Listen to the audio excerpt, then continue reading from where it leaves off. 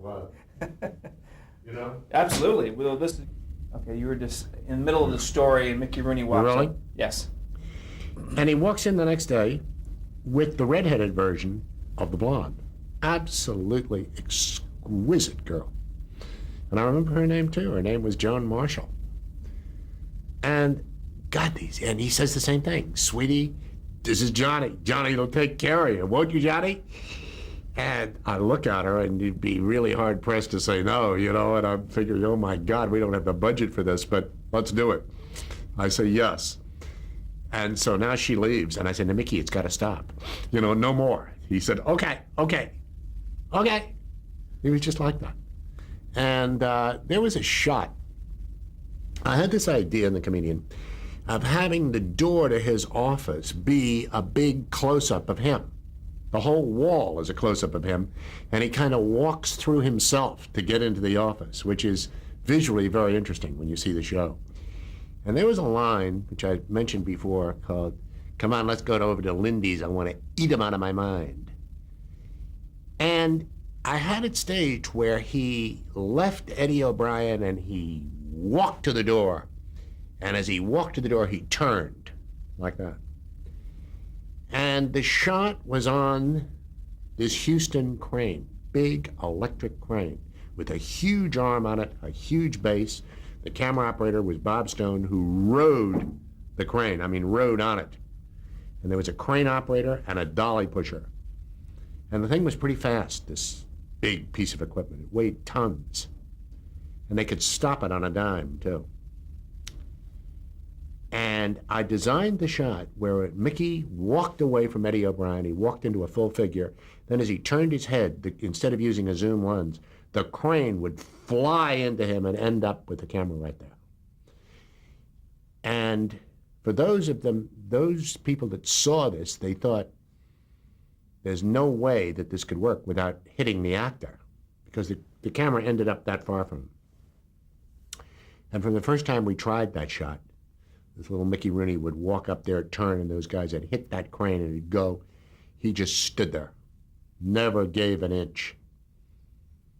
And he could have been killed, but these guys were that good, they just stopped that thing right there. When you look at the shot, it's an extraordinary shot. Talk about trust. Yeah, and talk about really skill with those technicians. Were there, I've heard discussions about The Comedian, and in particular Mickey Rooney's part, as being similar or portraying in any way the Milton Berle of the days. Well, you'd have to ask Ernest Lehman, who wrote the original. It's easy to say that. There was Jackie Gleason, there was Milton Berle, there were those guys. I'm sure that there were parts of each one of them in the character, but it was not a deliberate ripoff of Milton or anything like that. I knew Milton. I wouldn't do that. I knew Gleason too. So obviously no discussion on the set about that you know of. I don't think we did discuss it. It was so obvious as to what had to be done. Had Mel Torme ever acted dramatically like that before? I don't think he had. No, he had not. Very tragic character, as I recall. Yeah, he played Mickey Rooney's younger brother, and he was wonderful. But he's such a talented guy, all you have to do is just listen to him sing. I was just unhappy that he never did anything more with his career from an acting standpoint. But that was a highlight of his career. I think he won the Emmy, but I'm not sure. I have to look it up. Let's talk about casting for a second. You mentioned Ethel Wynant, who you have a long association with. What's involved in casting these kind of shows from a director's point of view? Well, it's the same thing as casting a film. You want the best actor you can get for the part. And you also have the added little thing that you have to know that actor has a reasonable chance of remembering his lines, his or her lines. So you tend to go more for theater actors than for film actors. But part of the mandate of Playhouse 90 was that they would have film names. Because of the prestige of the show? Because of the rating, yeah, and the budget. But the process... what I'm getting to, though, is the process... Just hold it. Is there any chance of somebody going to the room? What I was getting at was the process of casting. Did Ethel Wynant bring to you some casting ideas, and then you met with them? Well, Ethel came from New York, We brought her out specific. She had done Filco and she had done some other prestige shows in New York. And we brought her out specifically to cast Playhouse 90. And she was very good. And she had very good relationships with the agents. And it's like, you know, today, I mean, what happens is that the director makes a list, the producer makes a list, casting director makes a list, and you go down it, and you say, well, what about so-and-so and so-and-so? And you check the availability. You have a list in order. Boom, boom, boom, boom, boom. And she was good at bringing people in. Yeah, very good. Right after The Comedian, you did the show, The Last Tycoon. Tell me about the challenges of putting on that show. Well, number one, it was an unfinished novel by Scott Fitzgerald. And I love Scott Fitzgerald, but what do you do about the ending? And Don Mankiewicz, the writer, solved it by just ending the show where Fitzgerald ended the novel. We have Jack Palance at his beach house in Malibu. And we have the narrator say, Fitzgerald ended the novel here. We have Palance kind of go to sleep. I thought it was really good. We cast Lee Remick as Cecilia. She was 19. She'd just done Face in the Crowd for Kazan. She was really beautiful. We had Vivica Lindfors as Keenan Wynn. It was a wonderful... Go ahead. Come in. Rolling now? Yes. We had Vivica Lindfors. We had Keenan Wynn, Peter Lorre. I loved working with Peter Lorre. And, of course, Jack Palance, who was just brilliant. He was such a dedicated actor. And we did some stuff on that show. Like there was a scene of Lee Remick and Palance out at the Seal place in Malibu. We went out there and shot that on 16 millimeter before the show, on the Saturday before the show. We shot a few things on 16 millimeter on that show. And then there was rear projection for the Malibu beach house, the Malibu coastline with the waves and all that stuff. But for the main part, it was live. It was a good show. Was this the episode that Humphrey Bogart was eyeing at one point? Or that he was... Bogart was going to do it. He and Lauren Bacall were going to do it.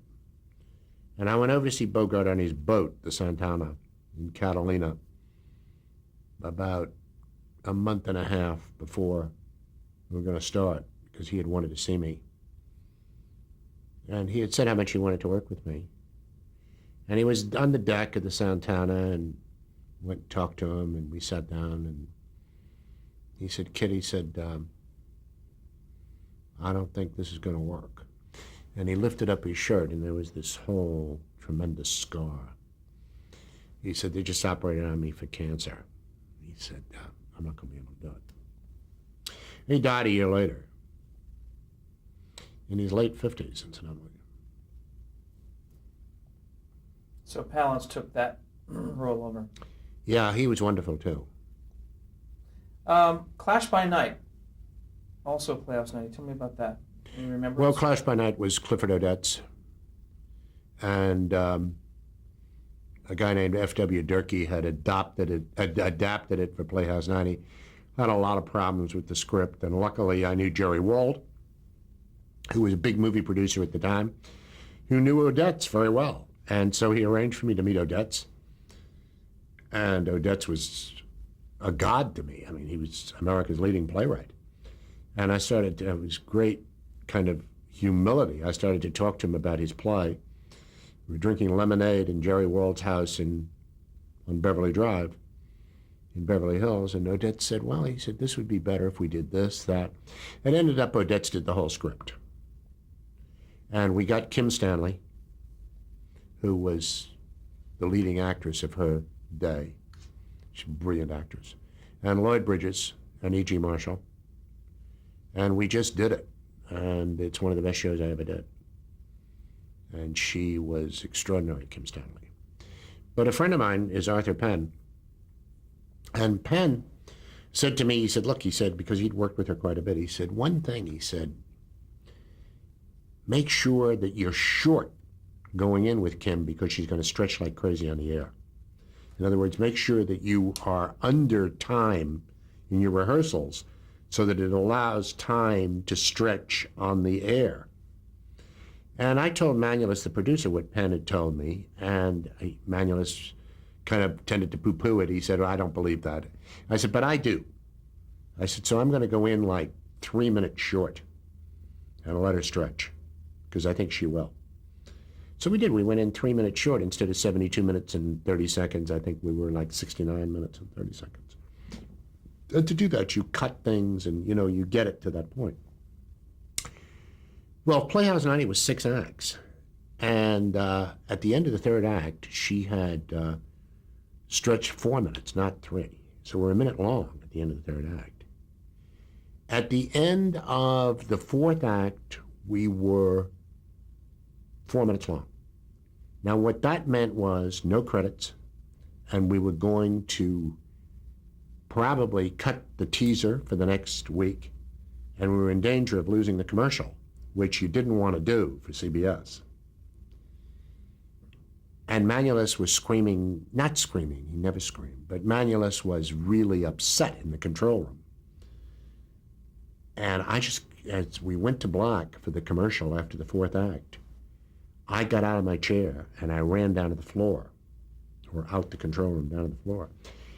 And I went to her and I said, Kim, I said, this performance is brilliant, just brilliant. The problem is America isn't going to see the end of it because they're going to take us off the air. You're going to have to pick this up.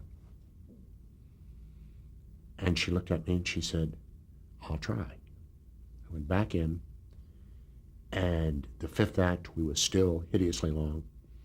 And I realized at the end of the fifth act, we're not going to make it. But she somehow, if you look at the show, her last line, she's beating on the door of the projection booth because her husband has murdered her lover. She's trying to get in the projection booth, and she's screaming, Jerry, Jerry, and the camera pulls back, at which point we were supposed to go to black and do the commercial and the teaser and the credits and all that kind of stuff. Well, as the camera's pulling back and she says, Jerry, Jerry, Jerry, boom, this is the CBS television network. I mean, we literally just made it. She would stretch because she delivered lines dramatically or pauses or that kind of thing? She just took more time. It was fuller and slower. And she was brilliant, but it just took more time. And there was nothing I could do about it.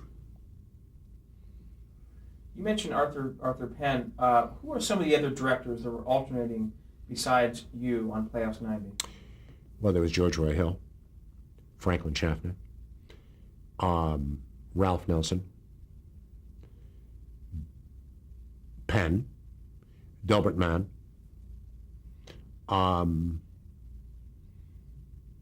I think Lumet did 1 or 2.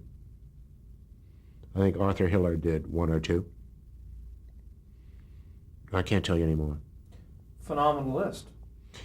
But the second season was mainly myself, Schaffner, and George Roy Hill. 3 of us. Did you have much interaction as you were doing these shows? We liked each other. We all liked each other. And there was a script in the third year, the second year I guess it was, that was really a bad script. Nobody wanted to do it. Nobody wanted to do it. Oh, there were 2 things that happened. One is we all decided that we had to have our contracts renegotiated. And CBS wouldn't renegotiate. They wouldn't do anything for us. But what they did say, because there were no reruns, you understand, because there was no tape, no nothing. What they did say was, we'll pay you guys double for a rerun. That's what we'll do. And they just kind of thrown us a bone that didn't exist, like giving ships to the Swiss Navy, you know? And suddenly, lo and behold, in 1958, they invented tape,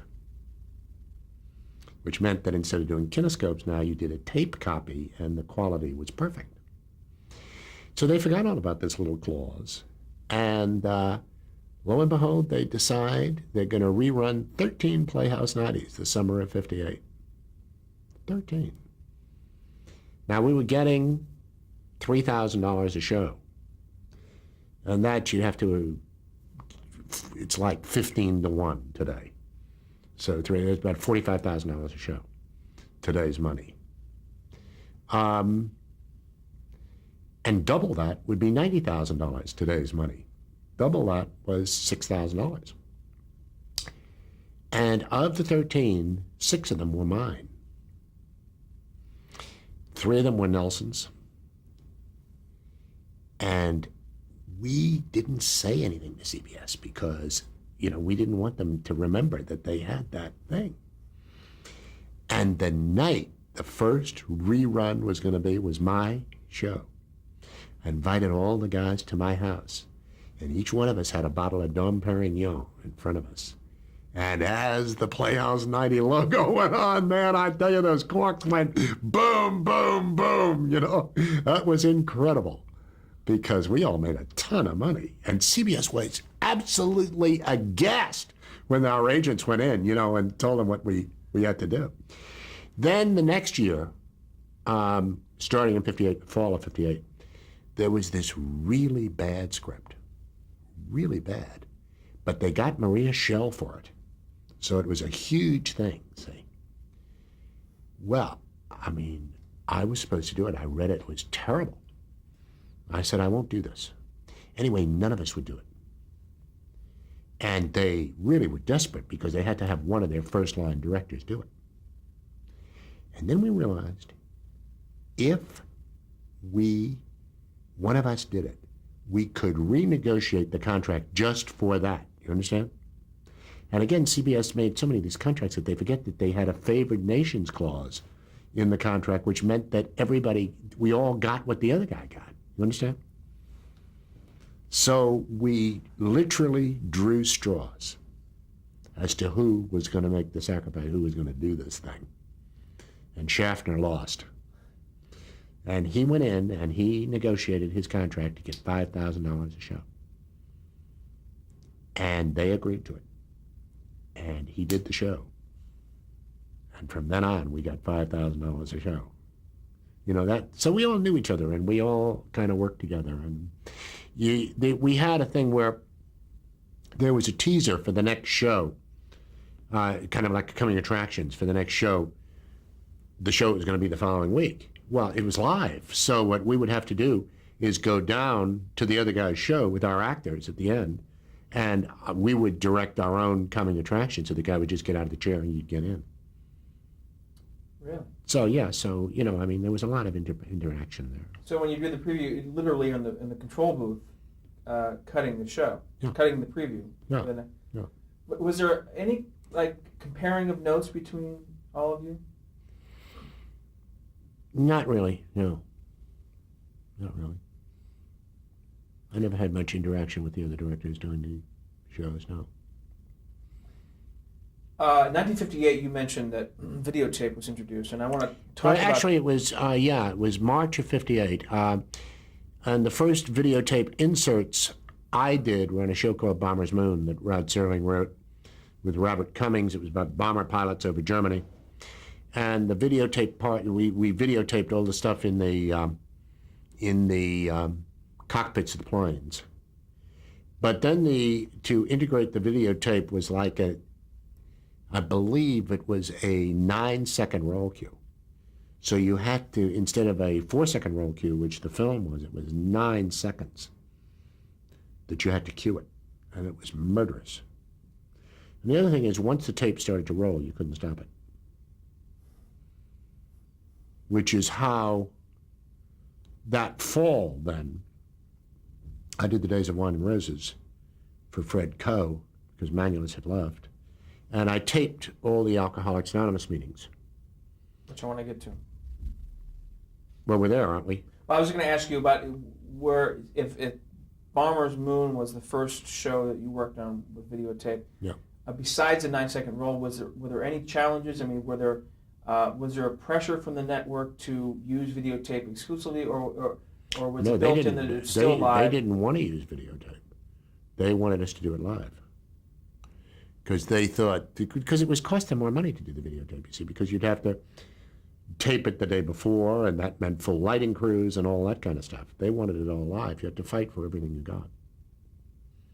I want to ask you also, logistically, I'm not sure if you know this answer, but once you did the live show to the East Coast, the kinescope was processed, sent to a lab, processed. So they didn't have time to do it in the lab. I think they did it right there at CBS Television City in Hollywood.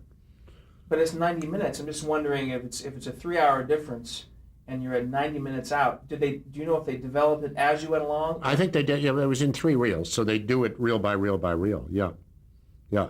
It was reversal film. So I think they did it there in Hollywood because they gave us the kidneys the next day for $15. Just for you to take. Yeah. And those are the ones that you would bring to Selznick? No, that would be another kidney that they'd have that Selznick would get from Paley, you know. He didn't want my $15 kidney. Amazing. So it was almost dripping wet when it went to the West Coast. Yeah, it was. Yeah. 1958, you mentioned Manuel's departed Playhouse 90. How did that affect the show, and how did that affect you? Well, I, by that time, was freelance. No, I wasn't. I was still under contract to CBS. Manuelus was my big key, was my big kind of emotional tie to CBS. We were very close. I mean, we'd done all these shows together, and he was going to 20th Century Fox to head their television operation and also to do features. So he got burnt out on television? No, to head their television operation. I mean, it was for a lot of money. And he figured he'd done everything he could do, and Fox made him an offer I guess he couldn't refuse. So I was really sorry to see him go. And as I said, I mean, they had to bring in 3 people to replace him. They brought in Fred Coe, John Houseman, and Herbert Bratkin. And I did 2 shows with Coe during that first part. And they're 2 of the best shows I ever did, The Days of Wine and Roses and Old Man. Let's talk about Days of Wine and Roses. Do you remember when you first got the script? What did you think of it initially? I loved it. I loved it. It was one of the best scripts I ever read. And I did a lot of research, and I went to a lot of AA meetings. And I was instrumental in casting Piper Laurie, who I wanted. And then we tried to get Jack Lemmon. He wasn't available, and we got Cliff Robertson, who, incidentally, I must tell you, probably his performance in that show is one of the best performances I've ever been associated with, Cliff. But did you have trepidation about Cliff Robertson handling the part? No. But I mean, he was second choice to Jack.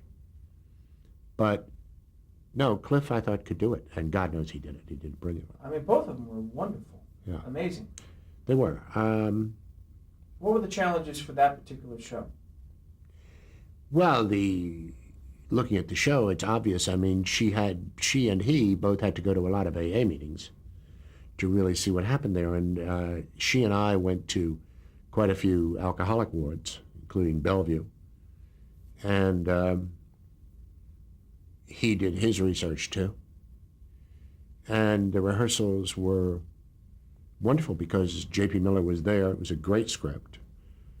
And we didn't really have to change anything. And Coe was a great producer, really brilliant producer. From a story standpoint, he had been a director, so he really understood what we were doing. And the only thing I did was I taped all the Alcoholics Anonymous meetings. We taped those the day before with Cliff. And then because you couldn't cut tape and you couldn't do any opticals on tape, I would do the transition that you were talking about before into the next scene. I would do the first shot of the next scene and then cut. So when you look at the copy that you get from the museum or where you buy, you'll see a slight rollover after all those AA meetings, and you go into the next scene, which is a dissolve, and you do the first shot, and then there's a slight rollover. That's when we cut live. Because when you change the pulse, going from the tape to the live, there was a kick. Well, by reading the script, weren't there challenges in logistically getting a character from the meeting to the apartment? Well, that's why we taped it. So did Miller write the script knowing that that could be done at that point? Do you remember? I don't think he did, no. So he presented the script as it was, and it was your duty to Yeah, solve the problem. yeah. You mentioned that you went to AA meetings along with Piper and all that. I don't remember you saying how you went to locations in preparation for other shows. Did you go for other shows prior to this to a naval base or to get a sense of what it was like to... Well, I had been in the Air Force, so anything about Air Force and military I knew pretty well how to do. But as far as preparation of the shows? I do a lot of research, yeah. I mean, I'd read a lot, and most of the time you wouldn't have to go anywhere. I mean, you just know what that was like. But Days of Wine and Roses was very special.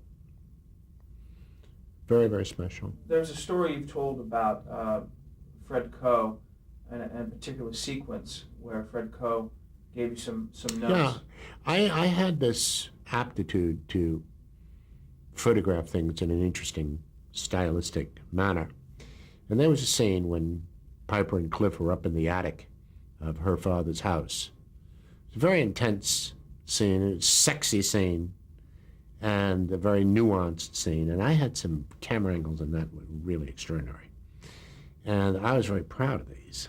And God, I was really proud of the way I shot this thing. And it was dress rehearsal, first dress rehearsal. And I went in to see Coe afterwards. And he looked at me and he talked with a Southern accent.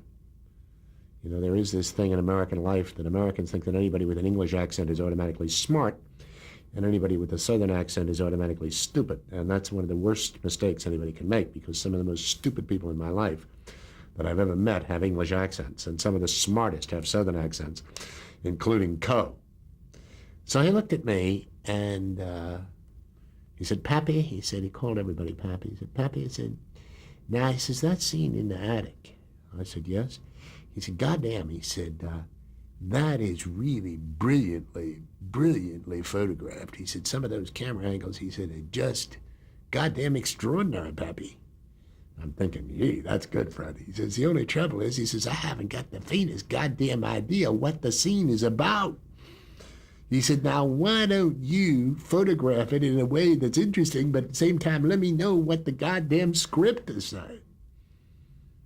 So I had to redo a lot of it. He was right. Was it hard for you at the very beginning? I mean, to realize that he was right, or did you Yeah, understand? yeah. I mean, but I got it real fast. And I did. I changed it. Because he was right. But anyway, that show was a terrific show to do. We'll change tapes then.